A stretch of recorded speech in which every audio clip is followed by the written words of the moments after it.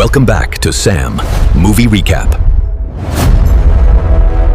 At a bar in Los Angeles, pilot Rich is doing karaoke to celebrate his final flight before retirement. At the hotel, First Officer Ben gets a call from his wife, who is upset because he isn't going home as promised. Ben explains that the schedule changed, so his wife reminds him that their son is sick and Ben hasn't been around lately. It turns out Ben is deliberately scheduling specific flights to avoid going home. The next morning at the airport, Dan is scolded for smoking, yet he lights a second cigarette when the employee leaves. His tablet is running low on battery, so he connects it to a power bank and tosses them in his suitcase. When he checks in, he's asked if his suitcase has any batteries and he says no. Meanwhile, Ben overhears Cora say she's afraid of flying and her father Declan fails to comfort her. Ben tries to explain that there are more dangerous things than flying, but Cora only answers with sass and sarcasm. After Ben leaves, Cora's stepmother Jaya puts a tracker on her son Finn and sets up the tracking app on the phone with Finn's birthday as the password. At the gate, esports player Lily accidentally bumps into Hutch, a wrestler who keeps making fun of gamers. Hutch starts harassing Lily and only gets more excited when she calls him out. Team leader Sam comes to her defense, but before things can escalate, Hutch's coach drags him away. When Sam and Lily try to board the plane, Dan cuts in line. In the cockpit, Ben reads in the technical report that a fan isn't working well and says they shouldn't depart until it's fixed. Rich presses a button to reset that fan and decides they shall depart anyway. When Ben does extra checks on the flaps, Rich scolds him for overthinking. After the plane takes off, Rich says that he thought Ben wanted to punch him for his scolding. That's what got him kicked out of the Air Force and why he hasn't made it to captain despite his age, but at least they can joke about it. Sometime later the plane is shaken by some turbulence, but it only lasts a second. Matt keeps staring at flight attendant Zoe, but Becky tells him he has no chance because he's a 5 and Zoe is a 9. Meanwhile, Sam tells Lily that they almost lost their last game because of all her planning. They won in the end, but they need to work as a team. Lily also asks him why he's afraid of reading her letter, so Sam promises to do so when they land. Then Sam goes to the bathroom and stares at Lily's letter with mixed feelings. Later Declan tells Cora to be nicer to her new family, but she ignores him. When he and Jaya start kissing, Cora makes gagging noises. Then the couple goes to the bathroom together to get naughty. When Finn's tablet runs out of battery, he looks for his mother, so Cora tells him that they're in the pool at the end of the plane. Finn goes looking for them only to get lost. Matt notices this and invites Finn to sit with him to show him a game. After a few minutes, Cora feels alone and goes to knock on the bathroom door. In the cargo hold, Dan's power bank starts to heat up and soon it catches on fire, which quickly spreads to other bags in the container. An alarm rings in the cockpit, so Ben activates the fire suppression system, but it isn't working well. Then he calls traffic control and gets permission to land at the nearest airport. 2 crew members enter the cargo hold and try to put out the fire, but their extinguishers aren't enough and the flames grow. When the plane suddenly shakes and tilts, the container rolls down and crashes into some gas tanks. A small explosion fills the room with fire and causes a tank to be shot through the wall, breaking the pressure. As the plane starts falling at great speed, a tank bursts through the floor into the cabin and bounces all over the plane, killing a passenger by hitting him in the head. The shaking causes Jaya and Declan to slam their heads on the bathroom mirror. The cabin loses pressure too and objects start flying, hurting several people. Cora is almost blown out of the plane, but Lily catches her just in time. Everyone puts on the oxygen masks except for Declan and Jaya, who are unconscious. After some effort and several minutes of turbulence, Rich manages to stabilize the plane by staying at a safe altitude. He then informs the passengers about the fire and asks them to stay calm while they divert to the Guam airport. Sam comes out of the bathroom and tries to return to Lily, but Zoe makes him take a random seat because it's too dangerous to move around. While she's distracted, Dan sneaks to the bathroom to smoke. Cora wants to go looking for her parents, however Lily forces her to stay. Suddenly the container in the cargo hold is sucked out of the plane through the hole left by the explosion and it hits an engine, setting it on fire. While everyone panics, Zoe sends Dan back to his seat. Soon the burning engine is blown away and makes a hole in the cabin wall, so many passengers are blown away too with their seats. In the cockpit, Ben notices that they've lost half of the system instruments. He calls air traffic again to ask for a closer airport, but there's nothing in the area. As passengers struggle to hold on, Cora runs to look for her father but is caught by flight attendant Penny. The second engine is starting to catch on fire too, and the cockpit loses the rest of the instruments before the power shuts down. The pilots activate the ram air turbine, which acts as a backup source of power. However, this isn't enough for a relight or to dive for more speed, so they dump all the fuel. Then Rich tells the passengers to brace for impact, and the crowd begins to cry and pray. As the plane descends dangerously fast, Ben and Rich argue over what technique to use to land. When Ben points out the possibility of a cartwheel, Rich finally agrees to do it his way. Rich concentrates on the mission, using all his knowledge and experience to keep the plane under control. Thanks to Rich's effort, the plane successfully lands on the water. However, it keeps sliding and soon is hit by a coral reef. The plane is split into several parts and people get hurt or killed by the debris before a huge wave violently bursts into the cabin, flooding it and killing even more people. Seconds later, debris, flames, and bodies are floating on the ocean. A few people have managed to survive and keep screaming for help. Lily swims until she manages to hold on to some debris. Suddenly a shark grabs her leg and pulls her back into the water. Lily struggles until she manages to free herself and climb onto a plane piece. She has a breakdown when she sees the scar the shark left on her leg. Noticing that the metal is sinking, she walks away from the water. In the cockpit, Ben tries to wake up Rich, saying they would have won if it hadn't been because of the coral reef. At that moment the windows begin to crack. Penny tells Cora to wait and rushes to the cockpit to help Ben free Rich from his chair. When they pull, Rich wakes up to scream in pain because his leg is pinned by a piece of metal. Ben tries using an emergency axe to remove the metal to no avail and notices that Rich is bleeding too much. Rich accepts that this is the end, so he has a heartfelt goodbye with Penny and Ben before sending them away. After locking the door, Ben and Penny find a wounded flight attendant and free her from the seat. In the meantime, Rich holds a family picture and sings his favorite song until the windows breaks. The water kills him as soon as it comes in. Some of it also opens the door and makes the others fall. Ben bandages the unconscious attendant with his tie and tells Penny they must look for survivors. In the bathroom, Jaya wakes up and immediately awakens Declan too. He panics and opens the door, so water quickly floods the room. Meanwhile, the plane's tail is upright and slowly flooding. Matt yells for help and the only one who answers is Zoe, who throws him a flashlight. While Matt frees Finn from the seatbelt, Zoe starts going down. The bodies keep startling her and she slips a few times, but eventually she reaches the bottom. Matt and Zoe notice that Becky is only unconscious, so they yell at her until she wakes up.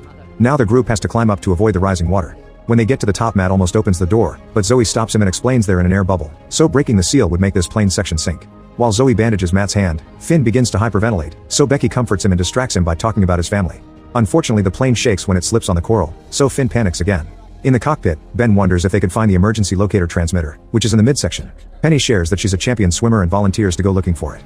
A few minutes after Penny leaves, Cora is horrified to see a shark in the water and alerts Ben. They both start yelling to warn Penny, but she's too far to hear anything. Ben activates an emergency life raft and gives Cora the only life jacket before they get on the raft to go after Penny.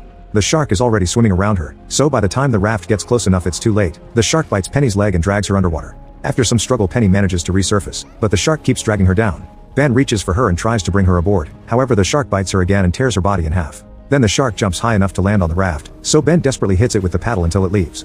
In the plane's midsection, most seats have dead bodies. Sam searches for Lily, but he only finds blood on her seat. The survivors gather at the hole to analyze the situation and the weight causes the plane to slip, since it's precariously perched on the coral reef. The shaking makes a woman fall into the water. Thankfully, Jim quickly brings her back. Sam tries to tell everyone that they need to move back and distribute the weight, but Hutch thinks he's sending them to the water and an argument ensues. Jim has to separate them, and Hutch shuts up when his coach and teammate also agree with Sam. While the midsection survivors start moving to the other seats, Lily's base finally finishes sinking. She has no choice but to jump into the water and swim. She reaches the midsection and startles the coach when she resurfaces. Then she runs to hug Sam. While they're distracted, the shark gets close enough to capture the coach and drag him into the water. The man struggles and his blood dyes the water red, so Hutch's teammate gets in the water to try to help him. Hutch also wants to help, but Jim holds him back. Unfortunately, fighting back isn't enough and the shark quickly kills both the coach and team. Afterward, Hutch blames these deaths on Sam's plan and jumps on him to start beating him up. When Jim tries to separate them, he gets punched too. At that moment, Ben arrives and pulls Hutch back, telling him to keep his cool if he wants to live. In the tail, Zoe says they don't have much air left. Matt points out that if they stay there nobody will rescue them, so he volunteers to go out. He dives in and swims as fast as possible, dodging bodies in the way. His shirt gets stuck in some debris but he releases it fast and manages to swim to the surface. While he yells for help, he's startled by a hand on his shoulder. It's Declan, who is floating on a door with Jaya's body. Declan says Cora's name before a shark jumps out of the water to devour him. In the midsection, Ben guides the survivors to find life jackets and a second raft. Then he searches the storage bins until he finds the transmitter, only to accidentally drop one of the antennas. Thankfully, he retrieves it quickly by diving. While everyone gets on the rafts, Ben turns the transmitter on and gets ready to leave too, only to notice that Cora is near the hole looking for her father. He gives the transmitter to Dan and runs to grab Cora, picking her up just in time to save her from a jumping shark. Suddenly the plane shifts on the reef again, and a ferocious wave bursts into the cabin, pushing several people into the water. Dan is so desperate to climb back up that he drops the transmitter in the process. While Jim helps Ben and Cora, Sam holds onto a suitcase. He notices an unconscious Hutch nearby and swims toward him to rescue him. As Sam yells for help, two sharks begin swimming around the boys. On the raft, Ben asks about the transmitter and gets angry when Dan confesses he dropped it, but he also says that it was Ben's responsibility. When they hear Sam screams, Ben wants to help him, but Dan refuses to move the raft and thinks Ben just wants to feel better after crashing the plane. Then Dan punches Ben, who immediately punches him back and announces they're helping the boys. Dan wants to move to the other raft, but the crowd doesn't let him and insults him. Ben and Jim row as fast as possible and their raft soon reaches the boys. They bring them aboard right before a shark tries to attack them. In the tail, the group hears creaking and Zoe decides it's time to leave, so she gets life jackets for Finn and herself. Becky is too old and injured to swim now, but Zoe promises to come back for her.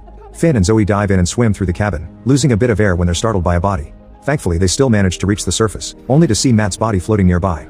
There's also a raft cube, so Zoe activates it to release the raft. When she's about to put Finn on it, a shark bites her and drags her underwater. After some struggle, Zoe swims fast enough to reunite with Finn and together they finally get on the raft. Unfortunately, Zoe passes out from blood loss. As Finn keeps yelling for help, a shark starts slamming into the raft until all the shaking causes Finn to fall back into the water. On the other rafts, Lily hears a noise and looks up to see a plane. Everyone starts yelling and shaking their arms, but the plane just flies away. After a few hours, the water level in the tail is almost finished flooding it. Becky realizes she won't survive, so she looks at her granddaughter's picture to say goodbye and thank her for filling her life with joy. By nighttime, a rescue helicopter starts searching the area. They detect a Chinese fishing trawler nearby, so they call the crew to ask for their help. On the rafts, Hutch thanks Sam for saving him and advises him to confess his feelings to Lily. Sam explains that the rules don't allow teammates to date each other, but Hutch claims that nobody listens to that rule. Cora is sad because she lost her family, so Ben assures her that they'll always be with her. He shows her a picture of his own family, but it's really old. At that moment the helicopter finally finds them, so Ben shoots some flares for better visibility. Then a diver starts descending, so the group tries to warn them about the sharks.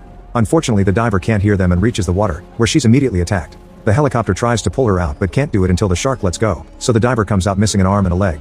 She's still so close to the water that the shark only needs a slight jump to capture her again. As the beast drags the diver underwater, the connecting rope pulls the helicopter too. The rope mechanism suddenly explodes and the chopper quickly crashes into the sea.